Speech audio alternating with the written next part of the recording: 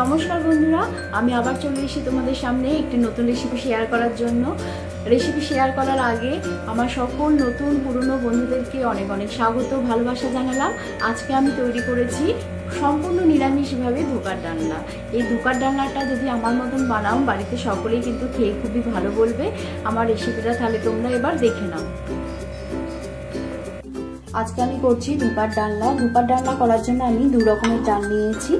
ছোলার ডাল নিয়েছি, এখানে আমি 150 গ্রাম ছোলার ডালকে ভিজিয়ে রেখেছিলাম 3 ঘন্টা আগে, আর 50 গ্রাম আমি মটর ডালও ভিজিয়ে রেখেছিলাম। একই সাথে দুটো ডালকে আমি ভিজিয়ে রেখেছি আলাদা আলাদা বাটিতে। তোমরা একটা ডালেরও করতে পারো, শুধু ছোলার ডালেরও করতে পারো, কিংবা মটর ডালে, কিন্তু ছোলার আর মটর ডাল মিশিয়ে এইভাবে একটু করে দেখবে 3:1, তাহলে পরে খেতে কিন্তু ধোকাগুলো আরো সুন্দর হয়।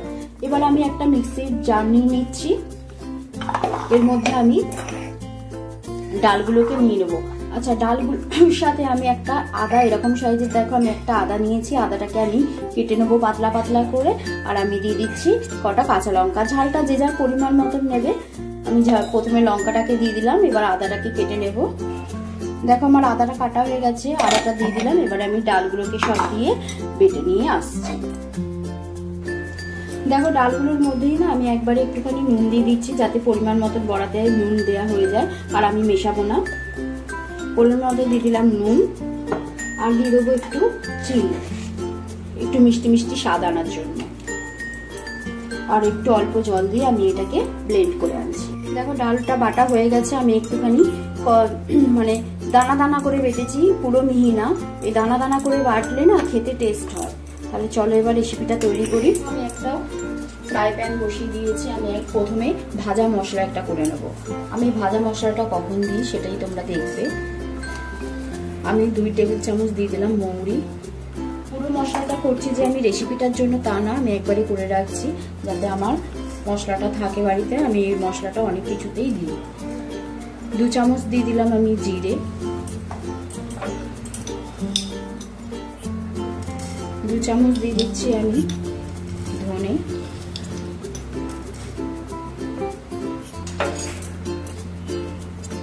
4-5টা দিয়ে দিলাম ছোট এলাচ, আর একটু দারচিনি।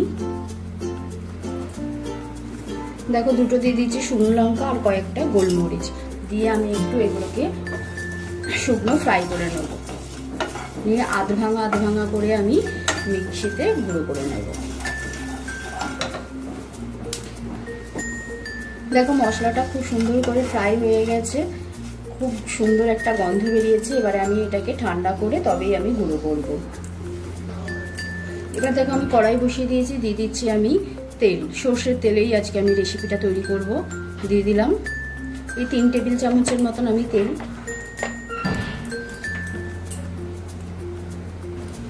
দেখো তেল গরম হয়ে গেছে, আমি দিয়ে দিচ্ছি একটু কালো জিরে। কালো জিরেটা একটুখানি ভেজে নেব। এবার আমি দিয়ে দিচ্ছি একটু অল্প করে হিং।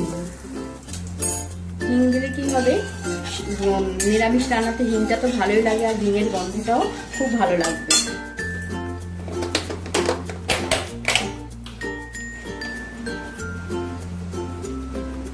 এবারে আমি একটু নারকেল কোড়া ছিল, আমি অল্প করে একটুখানি নারকেল কোড়া দিয়ে দিলাম। নারকেল কোড়াটা অপশন, তোমরা দিতেও পারো নাও পারো। আমার বাড়িতে ছিল বলে সেজন্য আমি দিলাম।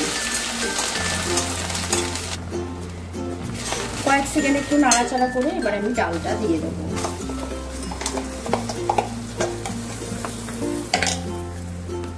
দেখো আমি পুরো ডালটা দিয়ে দিচ্ছি, আর মিক্সিং এর মধ্যে বাটির মধ্যে একটু জল নিয়ে সেই জলটাকেও দিয়ে দিলাম, অল্প একটুখানি জল দিলাম। দিয়ে আমি একটু এবারে হলুদ দেবো।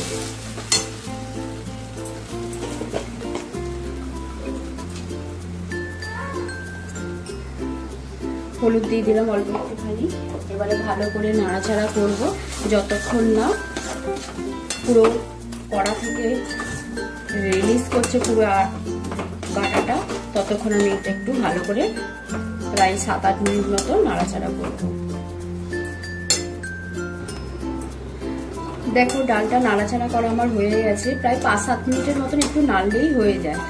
নিচ থেকে নিচে লেগে যাচ্ছে না, একদম পুরো উঠে চলে আসছে।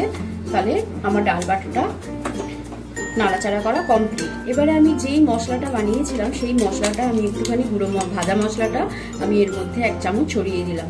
এতে কি হবে জানো তো, আমি যদি বড়াগুলোকে ভাজা রেখে দিই, সেই ভাজা বড়া তুমি মুচমুচে করে বেশ খেতেও টেস্ট হবে, আর ডালনাতে দিলেও সেটাও টেস্ট হবে। সেজন্য ভাজা মশলাটা বন্ধুটা দেবে আমার রেসিপি অনুযায়ী। দেখবে একদিন এরকম ভাবে খেয়ে ধোকার স্বাদ কিন্তু বেড়ে যায় তাতে। তাহলে চলো এবারে আমি এটাকে নামিয়ে নিই।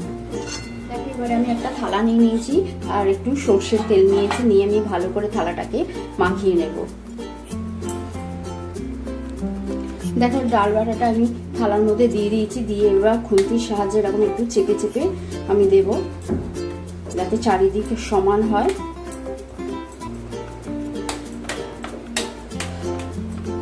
ভালো করে চেপে চেপে এরকম করে আমি দেব। তোমরা সমান করার জন্য এরকম একটা বাটির মধ্যে একটু জল রেখে জল হাতটাকে দিয়ে এরকম করে চেপে চেপে দিয়েও সমান করতে পারো।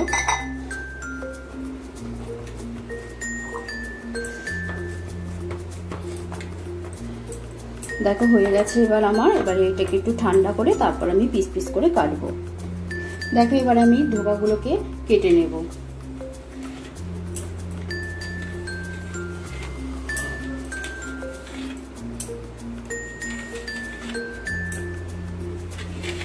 তোমরা চৌকো চৌকো করতে পারো, আমি এগুলোকে একটু এরকম করে কাটছি।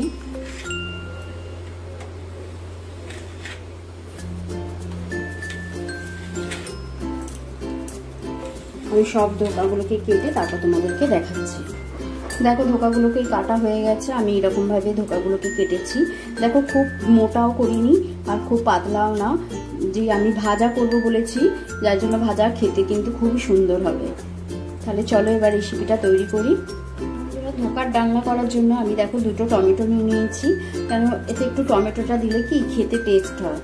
আর নিয়েছি কটা কাজু, এগুলোকে আমি আলাদা আলাদা করে পেস্ট করে নেব। দেখো এবার ধোকাগুলো ভাজার জন্য আমি ভাজবো কিন্তু সাদা তেলে, একটু বেশি করেই তেল দিতে হবে।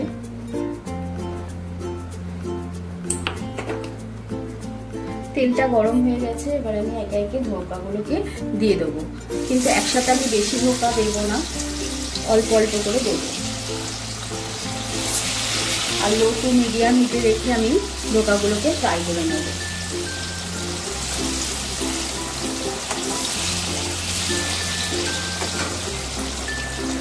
যতক্ষণ না একটা পিঠ হচ্ছে ততক্ষণ কিন্তু নাড়াচাড়া করবে না। দেখবে একটা পিঠ হয়ে গেলে আস্তে আস্তে নিজের থেকেই ছেড়ে যাবে। এবার আস্তে আস্তে উল্টে দেব, দিয়ে আমি এইভাবে প্রত্যেকটা ধোকাকে ভেজে নেব একটু লাল লাল করে। দেখো প্রথম ব্যাচের ধোকাগুলো ফ্রাই করা হয়ে গেছে, এবার আমি তুলে নিচ্ছি। আমি একই রকম ভাবে সমস্ত ধোকাগুলোকে ফ্রাই করে নেব। এগুলো কিন্তু আবারও বললাম, কেউ যদি ধরো ডাল হয়েছে, ডালের সাথে ভাজা খেতে চাও, কিংবা গরম গরম ভাতের সাথে ভাজা খেতেও দুর্ধর্ষ লাগে। এইভাবেই আমি সব ধোকাগুলোকে আস্তে আস্তে ফ্রাই করে নেব। সব ধোকাগুলো আমার ভাজা হয়ে গেছে, আর ভাজা হওয়ার সাথে সাথে খাওয়াও শুরু হয়ে গেছে, সেই জন্য তোমাদের এই কটা ধোকা দেখাতে পাচ্ছি। তাহলে চলো এবার রেসিপিটা শুরু করি, মানে ডালনাটা শুরু করি। ডালনাটা তৈরি করার জন্য সর্ষের তেল দিয়ে দিয়েছি, দিয়ে আমি প্রথমে আলুগুলোকে একটু ভেজে নেবো। আমি আলু দিয়ে করছি, তোমরা চাইলে শুরুও করতে পারো। আমি একটু আলু দিচ্ছি, আলু দিচ্ছি তো ভালো লাগে, সেই জন্য দিচ্ছি। 2টো মিডিয়াম সাইজের আলু কেটে নিয়েছি।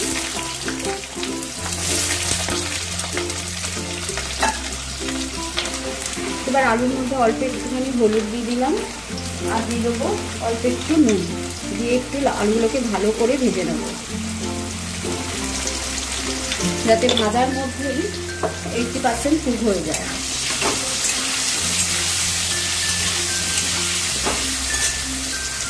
দেখো আলুগুলোকে ভাজা হয়ে গেছে, এবার আলুগুলোকে আমি নামিয়ে নিচ্ছি। এবার আমি 2টো তেজপাতা ফোড়ন দিয়ে দিলাম, আর দিয়ে দিলাম একটু গরম মশলা। গরম মশলার মধ্যে লবঙ্গ, দারচিনি আর এলাচ, আর দিয়ে দেবো একটু সাদা জিরে।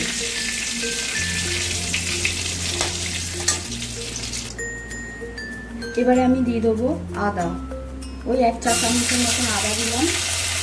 আমি কাঁচা লঙ্কা দেবো, কাঁচা লঙ্কা বাটা দিচ্ছি, যেটা ঝাল করে পরিমাণ মতন দিয়ে একটু নাড়াচাড়া করে নেবো আদার কাঁচা গন্ধটা দেওয়ার পর্যন্ত। 1 মিনিটের মতন নাড়াচাড়া করেছি। এবার আমি যে দুটো টমেটো বেটে রেখেছিলাম সেই টমেটো বাটা দুটোকে দিয়ে দিলাম। টমেটো বাটা দিয়ে একটু ভালো করে নাড়াচাড়া করে নেব। এবার আমি দিয়ে দেবো হলুদ, 1 চামচের 1/2 চামচের মতো আমি দিলাম হলুদ। দিয়ে দেবো কাশ্মীরি লঙ্কা গুঁড়ো, 1/2 চা চামচ দিলাম।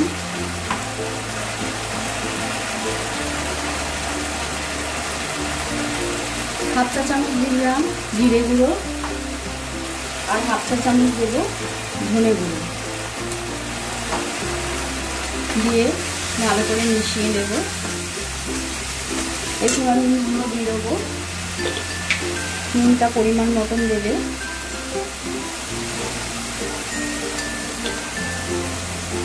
দিয়ে আরও কিছুক্ষণ নাড়াচাড়া করবো। দেখো একদমই 1 ফোঁটা দিচ্ছি হিং, হিংটা দিলে পরে সুন্দর একটা নিরামিষ রান্নাতে ভালো লাগে। আর দিয়ে দেবো চিনি, চিনিটা একটু অবশ্যই দিও, কারণ একটু মিষ্টি মিষ্টি স্বাদ হলে তবেই ধোকার ডালনাটা খেতে ভালো লাগে। আমি ওই 1 চা চামচের মতন চিনি দিলাম। দিয়ে একটু নাড়াচাড়া করে নিয়ে আমি এই সময়তেই যে কাজুটা বেটে রেখেছিলাম, কাজুগুলো 8-10টা আমি কাজু বেটে নিয়েছিলাম, সেই কাজু বাটাটাকে দিয়ে দিলাম। দিয়ে গ্যাসের ফ্লেমটাকে কিন্তু আমি কমিয়ে দিলাম, নাহলে কাজু বাটা তো লেগে যাবে। একটু দিয়ে ভালো করে নাড়াচাড়া করবো যতক্ষণ না তেলটা রিলিজ করে। দেখো কাজু বাটা দিয়ে আমি একটু নাড়াচাড়া করে নিলাম। এবার আমি আলুগুলোকে দিয়ে দেবো। আলুগুলোকে দিয়েও আমি ওই 1 মিনিটের মতন একটু সব কিছু মশলার সাথে মিশিয়ে নেব। দেখো আলুর সাথে সব মশলা মেশানো আমার হয়ে গেল। এবার আমি দিয়ে দেবো গরম জল।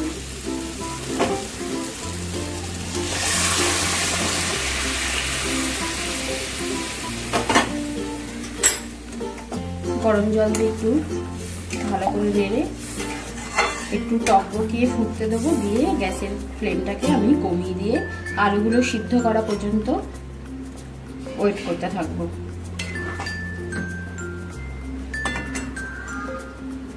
দেখো ফুটে গেছে। এবারে আমি একটা লিড দিয়ে ঢেকে দিলাম, গ্যাসের ফ্লেমটাকেও কমিয়ে দিলাম। দিয়ে আলুগুলো সিদ্ধ হওয়া পর্যন্ত আমি হতে দেবো। দেখো আলুগুলোকে দিয়ে 5-7 মিনিট রান্না করার পর আমি এবারে ঢাকাটাকে তুলছি। গ্যাসের ফ্লেমটাকেও বাড়িয়ে দিয়েছি। দেখি আলুগুলো সেদ্ধ হয়ে গেছে কিনা। হ্যাঁ, আলুগুলো সেদ্ধ হয়ে গেছে।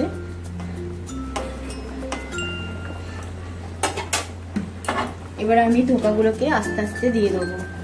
ধোকাগুলো দিয়ে কিন্তু বেশিক্ষণ একদমই ফোটাবে না, তাহলে পরে না ধোকা ভেঙে যায়। দেবে, দিয়েই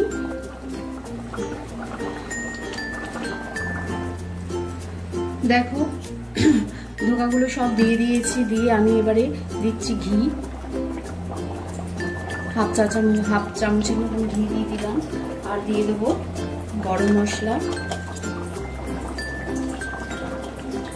দিয়ে আমি ঢাকা দিয়ে গ্যাসের ফ্লেম বন্ধ করে দিলাম।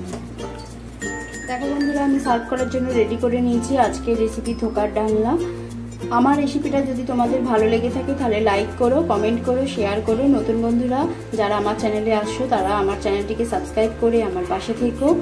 সকলে সুস্থ থেকো, ভালো থেকো, পজিটিভ থেকো। আবার চলে আসবো নতুন রেসিপির সাথে। আজকের মতন এখানেই, ধন্যবাদ।